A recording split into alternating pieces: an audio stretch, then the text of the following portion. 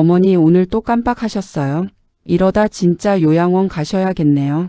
며느리 수진의 말이 거실에 퍼지던 그날 오후 68세 박명자는 손에 들고 있던 찻잔을 내려놓으며 입술을 깨물었다.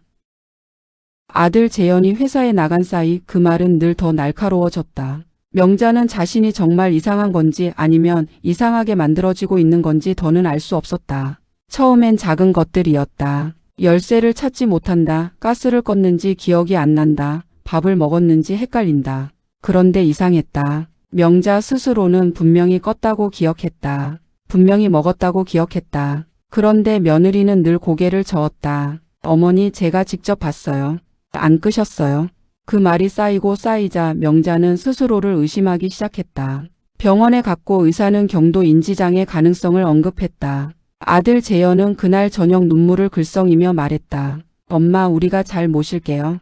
그러나 명자의 오랜 친구 순분이 건네준 손바닥만 한 녹음기 하나가 그 모든 말들을 산산조각 냈다. 하지만 녹음기 속에서 흘러나온 목소리는 명자가 상상조차 못했던 진실을 담고 있었다. 박명자는 경기도 용인의 작은 빌라 3층에 살았다.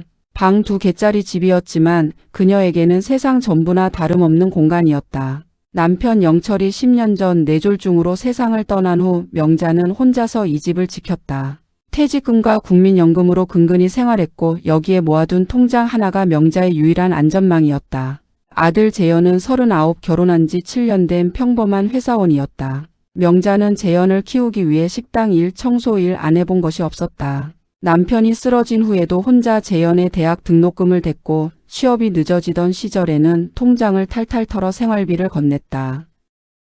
엄이란 그런 거라고 생각했다. 주는 것이 당연한 존재. 재현의 아내 수지는 처음엔 살갑게 굴었다. 명절마다 찾아왔고 음식 솜씨도 칭찬했다. 그런데 결혼 3년 차부터 무언가 달라지기 시작했다. 말이 줄었고 눈빛이 차가워졌으며 명자가 집에 오면 방으로 들어가 버렸다. 명자는 그냥 바쁜가 보다 했다. 며느리란 원래 불편한 존재라고 옛날 사람들이 그랬듯. 그러다 2년 전 재현이 갑자기 말을 꺼냈다. 엄마 우리 집 근처로 이사 오는 건 어때요? 엄마 혼자 계시는 게 걱정돼서요. 명자는 처음엔 사양했다. 오래 혼자 살았고 그게 편했다. 하지만 재현이 몇 번을 졸랐고 수진도 그때만큼은 적극적이었다. 어머니 저희가 가까이서 챙겨드릴게요. 혼자 계시다 무슨 일 생기면 어떡해요. 그 말에 명자는 마음이 녹았다. 결국 용인 빌라를 팔고 수진과 재현이 사는 성남 아파트 단지 바로 옆 오피스텔로 이사를 왔다. 빌라 판 돈 1억 2천만 원은 임시로 명자 명의 통장에 있었다. 이사 후 첫 2달은 괜찮았다. 재현이 주말에 들렀고 수진도 가끔 반찬을 가져왔다. 하지만 3달째부터 이상한 일들이 시작됐다. 어느 날 아침 명자가 분명히 켜놓았던 전기장판 스위치가 꺼져 있었다. 수진이 왔다 갔는데 명자는 기억이 없었다. 처음엔 그냥 넘겼다. 그런데 이런 일이 반복됐다. 어머니 어제 전화하셨잖아요. 저한테 3번이나. 내가? 나는 1번 했는데. 어머니 오늘 점심 드셨잖아요. 제가 가져다 드렸는데 기억 못하세요? 명자는 분명 그 점심을 먹지 않았다고 생각했다. 그러나 빈 그릇이 싱크대에 있었다. 자신이 먹고 치웠는데 기억이 없는 건가? 명자는 조금씩 흔들리기 시작했다. 수진이 재현에게 말했다. 여보 어머니가 자꾸 있었던 일을 기억 못하셔. 너무 걱정돼. 재현은 어머니를 데리고 신경과에 갔다. 의사는 간단한 인지 검사를 진행했고 경도 인지장애 의심, 추적 관찰 필요라는 소견을 냈다. 재현은 손을 잡고 울었다. 엄마 우리가 잘 돌볼게. 명자는 그 손을 잡고 눈물을 흘렸다. 자신이 정말 이상해진 건가 싶었다. 두려웠다. 아들의 눈물이 진심처럼 보였다. 그로부터 일주일 후 재현이 서류 한 장을 들고 왔다. 엄마 이거 어머니 통장 관리 위임장이에요. 어머니가 자꾸 잊어버리시니까 제가 대신 관리해 드릴게요. 걱정하지 마세요. 명자는 잠시 망설였다. 그러나 아들의 걱정스러운 눈빛과 자신을 의심하게 만드는 최근의 기억들이 떠올랐다. 결국 서명을 했다. 바로 그날 밤 명자의 오랜 친구 박순분에게서 전화가 왔다.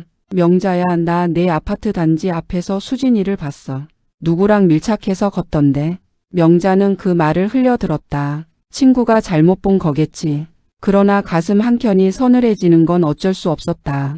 그리고 복선처럼 명자는 그날 밤 선반 위에서 조그마한 낡은 라디오를 발견했다. 남편 영철이 쓰던 것이었다. 그 안에 무언가가 끼워져 있었다. 작고 검은 기계. 처음 보는 물건이었다. 그 검은 기계가 무엇인지 명자는 당장은 몰랐다. 그냥 라디오와 함께 선반 위에 다시 올려뒀다. 남편 것이려니 했다. 그러는 사이 명자의 일상은 점점 더 흔들렸다. 통장 관리를 재현에게 넘긴 다음 달 명자는 용돈이 필요해 아들에게 전화했다. 재현아, 엄마 생활비 좀 필요한데. 어머니 지난주에 드렸잖아요. 기억 안 나세요? 명자는 분명 받지 못했다고 생각했다. 그러나 재현이 이체 내역을 캡처해 문자로 보내왔다. 정말로 명자 통장에 50만 원이 들어와 있었다. 명자는 그 돈을 찾아간 기억이 없었다. 아니면 내가 찾아 쓰고 기억을 못하는 건가? 그 생각이 들자 명자는 등골이 서늘했다. 자신이 믿었던 기억 자체를 믿을 수 없게 되는 기분. 치매란 이런 건가? 스스로를 의심하는 것, 바로 그게 시작인가? 수지는 이 무렵부터 더 자주 명자의 오피스텔을 드나들었다. 걱정된다며 들러서 청소도 해주고 반찬도 가져왔다. 겉으로는 자상한 며느리 그 자체였다. 그런데 명자는 이상한 점 하나를 발견했다. 수진이 다녀간 후마다 서랍 안의 물건 위치가 조금씩 달라져 있었다. 처음엔 그냥 자신이 치운 걸 모르는 거라고 생각했다. 하지만 명자는 원래 정리정돈에 유독 꼼꼼한 사람이었다. 양말도 색깔별로 접어두고 서류는 날짜 순으로 보관하던 사람. 그런 명자의 서랍이 자꾸 어긋나 있었다. 어느 날은 통장 사본이 사라져 있었다. 어느 날은 남편과 찍은 사진첩이 다른 칸에 꽂혀 있었다. 명자가 물으면 수지는 조용히 웃으며 답했다. 어머니, 제가 청소하다가 좀 옮겼어요. 죄송해요. 명자는 웃었다. 그러나 마음속 어딘가에서 작은 불씨가 일고 있었다. 그러던 어느 날 친구 순분이 집으로 놀러 왔다. 차를 마시며 이런저런 이야기를 나누다가 순분이 선반 위 라디오 옆에 있는 검은 기계를 집어들었다. 명자야, 이게 뭔지 알아? 글쎄, 영철이가 쓰던 건가 해서. 순분이 눈을 가늘게 뜨며 살펴봤다. 이거 녹음기잖아. 소형 보이스 레코더. 명자는 얼어붙었다. 순분이 버튼을 눌렀다. 짧은 정적 후 목소리가 흘러나왔다. 처음엔 잡음, 그 다음은 발소리, 그리고 수진의 목소리였다. 어머니가 요즘 많이 헷갈려 하시잖아. 이 정도면 충분해. 그리고 또 다른 목소리, 남자 목소리. 재현이 아니었다. 서류는 언제 완료돼? 이번 달 안에. 공증만 받으면 끝이야. 명자는 손이 떨렸다. 순분이 명자의 손을 꽉 잡았다. 명자야. 녹음은 계속됐다. 두 사람의 대화는 차갑고 사무적이었다. 그 안에는 명자가 떠올리기도 싫은 단어들이 담겨 있었다. 재산, 위임, 노인성 질환 진단서, 요양원. 명자는 그 자리에서 눈물도 나오지 않았다. 눈물보다 먼저 온 것은 분노였다. 그리고 그 분노보다 먼저 온 것은 자신이 그토록 믿었던 아들의 얼굴이었다. 재현이는 알고 있었던 걸까? 아니면 수진 혼자 꾸민 일일까? 순분이 조용히 말했다. 명자야, 이 녹음기 누가 여기 놔둔 거야? 영철 씨가 쓰던 거 맞아? 명자는 천천히 고개를 저었다. 남편 영철은 10년 전에 죽었다. 이 기계는 최신형이었다. 누군가 일부러 이곳에 놔둔 것이었다. 명자와 순분은 한동안 아무 말도 하지 못했다. 녹음기는 순분의 손 위에 놓인 채로 두 노인의 침묵 속에 있었다. 명자가 먼저 입을 열었다. 순분아, 이 녹음기 내가 직접 확인해야 해. 순분이 고개를 끄덕이며 다시 처음부터 재생했다. 이번엔 명자도 귀를 바짝 세워들었다. 녹음은 총 3개였다. 서로 다른 날짜에 녹음된 것 같았다. 첫 번째 녹음. 수진과 낯선 남자의 대화. 통장 잔액이 언급됐다. 1억 2천이면 충분해. 거기서 우리 대출 먼저 갚고 나머지는 나눠. 두 번째 녹음. 이번엔 전화 통화 내용이었다. 수진이 누군가와 통화하며 말했다. 어머니 검사 결과요? 경도 인지장애 소견 받았어요. 그걸로 후견인 신청할 수 있대요. 세 번째 녹음. 그리고 명자는 이 세 번째에서 손이 바닥으로 떨어질 뻔했다. 재현의 목소리가 나왔다. 그러나 재현은 몰랐던 게 아니었다. 수진아, 엄마가 이상하게 눈치채는 거 아니야? 괜찮아. 이 정도 나이에 이 정도 증상이면 다들 믿어. 의사도 그냥 추적 관찰 하래잖아. 근데 나는 좀 엄마가 불쌍하기도 하고. 불쌍해서 어떻게 할 건데? 당신 빚이 3억이야. 이거 아니면 방법 없잖아. 재현은 아무 말 하지 않았다. 그것이 곧 동의였다. 명자는 그 자리에서 눈물 한 방울 흘리지 않았다. 순분이 울고 있었다. 명자는 친구의 어깨를 가만히 두드렸다. 순분아 울지 마. 명자야 어떡하냐. 아들이. 나도 알아. 두 사람은 한참 동안 창밖을 바라봤다. 아파트 단지 너머로 가을 하늘이 무심하게 펼쳐져 있었다. 명자는 그 하늘을 보며 남편을 생각했다. 영철 씨, 당신이 살아 있었다면. 그러다 번쩍 머릿속에 한 가지가 떠올랐다. 이 녹음기를 누가 여기 두었는가? 영철의 라디오 안에 끼워진 채로. 수진이 드나들던 이 집에서 수진 자신의 목소리가 담긴 녹음기를 설마 수진이 스스로 두고 갔을 리 없다. 그렇다면 순분아, 너 혹시 이 집에 마지막으로 온 게 언제야? 순분이 잠시 생각했다. 한 달쯤 됐나? 그때 어머니 생신 지나고 잠깐 왔잖아. 근데 그때 이게 있었는지는. 명자는 고개를 끄덕이며 생각을 이었다. 한 달 전.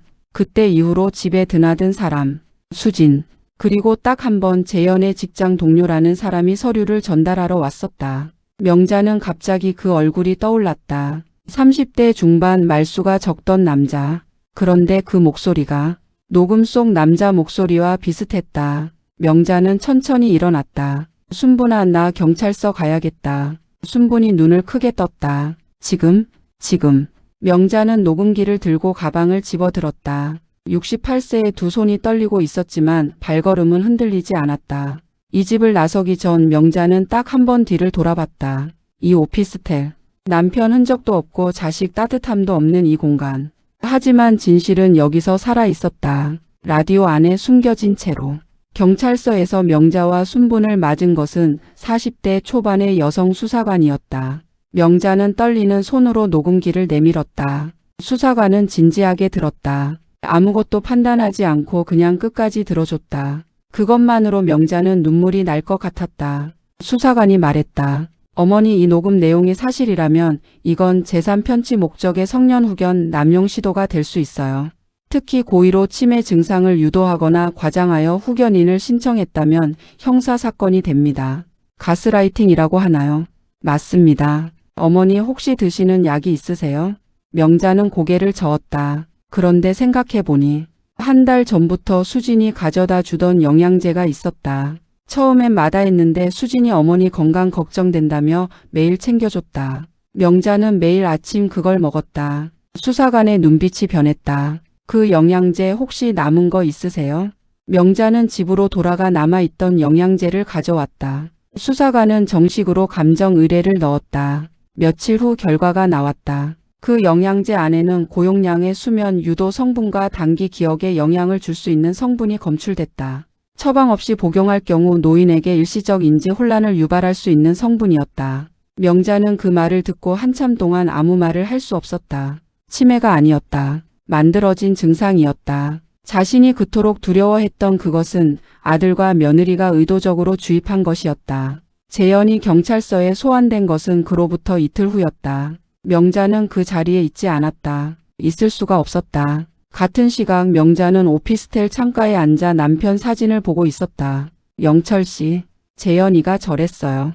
우리 재현이가. 나는 재현이 대학 보내려고 식당에서 그릇 닦았고, 재현이 취직하려고 사방팔방 뛰었고, 재현이 결혼식 날 드레스 비용 못 낸다는 수진이 엄마한테 고개까지 숙였는데 그 아이가 통장을 빼앗으려 했다. 치매로 만들려 했다. 요양원에 보내려 했다. 명자는 사진 위에 손을 얹었다. 눈물이 나왔다. 그런데 이상했다. 슬프지 않았다. 분노도 이미 지나간 것 같았다. 남은 건 그냥 허탈함이었다. 재현은 경찰 조사에서 처음엔 부인했다. 수진이 혼자 꾸민 일이라고 했다. 그런데 녹음 파일에 자신의 목소리가 담겼다는 사실을 듣자 무너졌다. 엄마한테 전화할 수 있게 해주세요. 수사관이 말했다. 지금은 안 됩니다. 재현은 그 말에 고개를 숙이고 오랫동안 울었다고 했다. 나중에 수사관이 명자에게 전했다. 명자는 그 말을 듣고 창밖을 바라봤다. 울었다고. 그래, 울었겠지. 그런데 나는 재현이가 울었다는 말보다 재현이가 그 영양제를 직접 가져왔는지 수진이 혼자 가져왔는지가 먼저 궁금했다. 그게 엄이라는 건지 아니면 바보라는 건지. 수진과 함께 다니던 남자는 수진의 오랜 지인이었다. 수지는 재현 모르게 그 남자와 만나고 있었고 명자의 재산을 빼돌려 둘이 새 출발을 하려는 계획이었다. 재현은 그 사실을 알면서도 빚 3억이라는 벽 앞에서 눈을 감아버린 것이었다. 명자는 그날 밤 처음으로 밥을 제대로 먹었다. 이상하게 배가 고팠다. 재판은 오래 걸렸다. 수지는 구속됐고 재현은 불구속 기소됐다. 명자는 재판 내내 법정에 나가지 않았다. 수사관이 증거만으로 충분하다고 했다. 명자는 그 말을 믿었다. 대신 명자는 그동안 하지 못했던 일들을 했다. 먼저 이사를 했다. 성남의 오피스텔을 정리하고 오래된 친구 순분이 사는 동네 근처 작은 아파트로 옮겼다. 방 하나, 거실 하나. 그걸로 충분했다. 새집 첫날 순분이 와서 밥을 해줬다.